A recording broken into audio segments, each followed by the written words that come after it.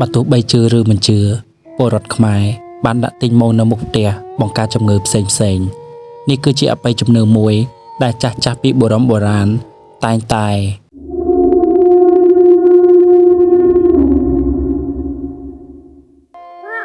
រៀងរាល់ឆ្នាំនៅរដូវប្រាំងចន្លោះពីខែធ្នូដល់ខែមេសាភាគច្រើនប្រជាពលរដ្ឋនៅតាមជនបទតែងតែដាក់រូបទិញមកនៅតាមមុខផ្ទះដើម្បីឲ្យជៀសផុតពីជំងឺដង្កាត់ផ្សេងពីព្រោះជំងឺមានដូចជារាគរូស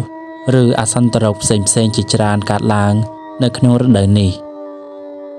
លោកយាយដារុនអាយុ69ឆ្នាំរស់នៅក្នុងភូមិពីមឃុំព្រៃសរសង្កាត់ដង្កោក្រុងភ្នំពេញដោយនៅមុខផ្ទះរបស់លោកយាយមានរូបទិញម៉ងមួយឈប់ផ្អែកទៅនឹងរបងផ្ទះរបស់គាត់ក្បាលរបស់ទិញម៉ងនោះធ្វើអំពីចំបើងដោយមានគូភ្នែកច្រមុះនិងមាត់ហើយពាក់អាវដៃវែងពណ៌សនិងខោជើងវែងពណ៌ទឹកប៊ិចទៀតផងលោកយាយបានឲ្យដឹងថាគាត់បានដាក់រូបទិញម៉ងនេះជារៀងរាល់ឆ្នាំនៅរដូវក្តៅអស់រយៈពេលប្រហែលជា10ឆ្នាំកន្លងមកហើយដោយសារតែលោកយាយមានជំនឿជឿជាក់ថាការដាក់រូបទិញម៉ងនេះទៅធ្វើឲ្យគ្រួសាររបស់គាត់នៅបានសុខសប្បាយជៀសផុតពីជំងឺផ្សេងជាពិសេសការពារខ្មោចព្រាយបិសាចនិងអារក្សអារក្សអ្នកតាព្រៃភ្នំដែលចង់មកយកជីវិតមនុស្សនៅក្នុងផ្ទះឬនៅក្នុងភូមិទៀតផងអបិយជំនឿដូចជាយើងគឺនៅខែក្តៅភាគច្រើនតែងតែមានជំងឺរាតត្បាតដូច្នេះពេលដែលយើងដាក់អញ្ចឹងទៅខ្មោចព្រាយបិសាចនិងពពុះផ្លូវងងឹតទាំងនោះมันអាចហ៊ានមកយាយយើងបាននោះទេលោកយាយជីណាងរស់នៅក្នុងភូមិបន្បាវឃុំព្រះពុទ្ធស្រុកកណ្ដាលស្ទឹងខេត្តកណ្ដាលបានឲ្យដឹងអំពីជំនឿការដាក់ទិញម៉ងនេះថាគឺដាក់ដើម្បីការពារខ្មោចព្រាយបិសាចកុំឲ្យចូលមកយាយមនុស្សនៅក្នុងផ្ទះឬធ្វើឲ្យកើតមានជំងឺផ្សេងទៀតនោះរូបទិញម៉ងមានសន្តានខុសប្លែកពីគ្នាទៅតាមអ្វីដែលគេរៀបចំហើយក៏មិនបាច់ត្រូវប្រឹកព្រៀងរចនាឲ្យបានស្អាតនោះដែរដោយគ្រាន់តែចំណាយពេលប្រហែលជាមិនដល់1ម៉ោងផងក៏អាចធ្វើរូបទិញម៉ងនោះបានរួចជាស្រេចហើយក៏មិនចាំបាច់ត្រូវចំណាយថវិកាអ្វីដែលត្រូវឲ្យរូបទិញម៉ងនោះដែរគ្រាន់តែយើងយកចំបើងមករុំពីលើឈើដែលគេបានចងផ្ដុំរួចជាស្រេចដែលមានលក្ខណៈដូចជាដងខ្លួនដៃនិងជើងក្បាលបន្ទាប់មកគេយកខោអាវក្រណាត់ចាស់យកមកស្លៀកឲ្យវារូបទិញម៉ងដែលមានកម្ពស់ប្រវែងជា1ម៉ែត្រឬគេហៅថារូបបន្លាចគេធ្វើឡើងមានលក្ខណៈស្រដៀងទៅនឹងមនុស្សដែរហើយបើសិនជាយើងមើលទៅវានៅពេលយប់នោះវារឹតតែដូចនឹងមនុស្សមែនតែនក៏ប៉ុន្តែមានលក្ខណៈខុសទៅនឹងមនុស្សត្រង់រូបទិញម៉ងនេះគេគូមុខមាត់វាឲ្យឃើញថាមានសភាពអាក្រក់និងកាចសាហាវទៀតផងមានប្រជាជនខ្លះបានដាក់រូបទិញម៉ងនេះដោយមិនដឹងអំពីមូលហេតុឬប្រសិទ្ធភាពនៃរូបនេះច្បាស់លាស់នោះទេដោយគ្រាន់តែធ្វើទៅតាមគ្នាតែប៉ុណ្ណោះអ្នកស្រីសុនទូចរស់នៅក្នុងភូមិខ្វាន់មាសឃុំពុទ្ធសស្រុកបាទីខេត្តតាកែវបានឲ្យដឹងដែរថាការដាក់ទិញម៉ងនេះគឺគ្រាន់តែជាការធ្វើតាមតគ្នាតែប៉ុណ្ណោះលោកស្រីក៏បានរៀបរាប់ឲ្យដឹងថាមីងមិនដែលដឹងរឿងដាក់ទិញម៉ងអីនោះទេគ្រាន់តែថាឃើញគេដាក់តាំងតែពីណាតាំងពីណីមកអញ្ចឹងហើយមីងក៏ដាក់ទៅឲ្យតែបានសុខដាក់ទៅក្រែងរកផ្លូវងងឹតគេដើរយប់ដើរអីអញ្ចឹងទៅគេឃើញគេខ្លាចអញ្ចឹងណាក្រែងលោកគេគិតវេះកុំឲ្យចូលផ្ទះចូលសម្បែងយើងម្លោះហើយយើងក៏ចេះដាក់អញ្ចឹងទៅមីងមិនដែលដឹងដែរគេផ្អើលដាក់អីមីងក៏ចេះដាក់តាមគេទៅ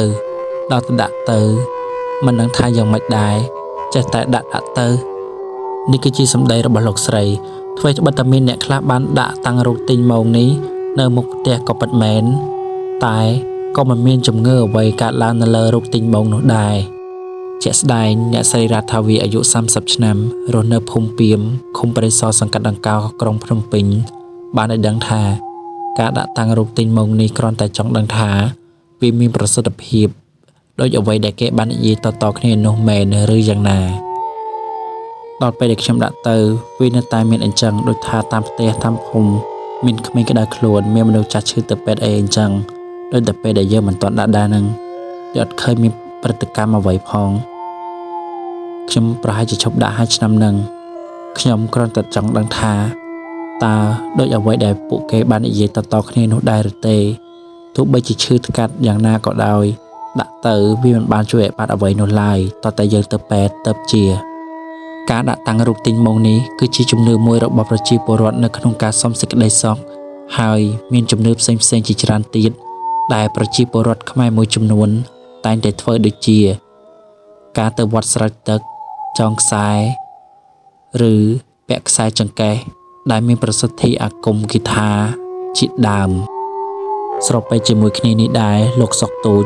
អ្នកនាំពាក្យក្រសួងសុខាភិបាលបានដាស់តឿនថាមន្តអាគមគិថាឬរូបទិញម៉ោងនេះមិនបានជួយការពារឲ្យជៀសផុតពីជំងឺអ្វីនោះទេហើយប្រជាពលរដ្ឋត្រូវតែប្រញាប់ទៅមន្ទីរពេទ្យនៅក្នុងពេលមានជំងឺណាមួយកើតឡើងខ្ញុំមិនចង់ឲ្យការដាក់ទិញម៉ោងទៅជាមធ្យោបាយសំស្របនោះទេអត់ទេវាគ្រាន់តែជាផ្លូវចិត្តមួយដែលទៅជាមួយវាប៉ុន្តែសំខាន់គឺព្យាបាលបានតែអានឹងនោះប្រជាជនខ្មែរយើងភាគច្រើនមួយចំនួនគឺនៅតែប្រកាន់ភ្ជាប់នឹងរឿងអបិយជំនឿទាំងអស់នោះគឺថាវិទ្យាសាស្ត្រមិនអាចមកស្រំសពអ្វីបាននោះតែប៉ុណ្ណោះសំខាន់គឺថាយើងត្រូវតែអនុវត្តតាមក្បួនវិទ្យាសាស្ត្រយើងមិនអាចថាមិនឲ្យគាត់ធ្វើអ្វីនោះទេធ្វើចោលប៉ុន្តែថាជាពិសេសប្រកាន់ភ្ជាប់អនាម័យទឹកហើយនឹងចំណីអាហារឲ្យបានត្រឹមត្រូវទៀតផងស្វែងយល់និងព្យាបាលជាបន្ទាន់ជំនឿការដាក់តាំងរូបទិញម៉ោងនៅតាមមុខផ្ទះនេះគេសង្កេតឲ្យឃើញថានៅមានតាមភូមិមួយចំនួនដែលនៅឆ្ងាយពីទីក្រុងនិងក្រៅពីទីប្រជុំជនខេត្តតែប៉ុណ្ណោះលោកម៉ាច់ប៉ុនបានរៀបរាប់ឲ្យដឹងថាជំនឿការដាក់តាំងរូបទិញម៉ោងនៅតាមមុខផ្ទះគឺដើម្បីជៀសផុតពីជំងឺដង្កាត់នោះមានតាំងតែពីរាប់ពាន់ឆ្នាំមកហើយក៏ប៉ុន្តែការដាក់តាំងនេះមិនមានប្រសិទ្ធភាពនៅក្នុងការការពារជំងឺអ្វីនោះឡើយនេះគ្រាន់តែជាជំនឿមួយរបស់ប្រជាជននៅក្នុងសម័យនោះតែប៉ុណ្ណោះសម័យកាលដែលវិទ្យាសាស្ត្រមិនទាន់រីកចម្រើនរួមផ្សំជាមួយនឹងការអប់រំនៅមានកម្រិតទាបតែប៉ុណ្ណោះហើយរហូតមកដល់ពេលនេះប្រជាពលរដ្ឋនៅតែមានជំនឿដាក់តាំងរូបទិញម៉ោងនេះទៀតលោកបានបញ្ជាក់ថាបណ្ដាលមកពីសេវាសុខភាពនៅមិនទាន់បានសាយភាយដល់ជនបទ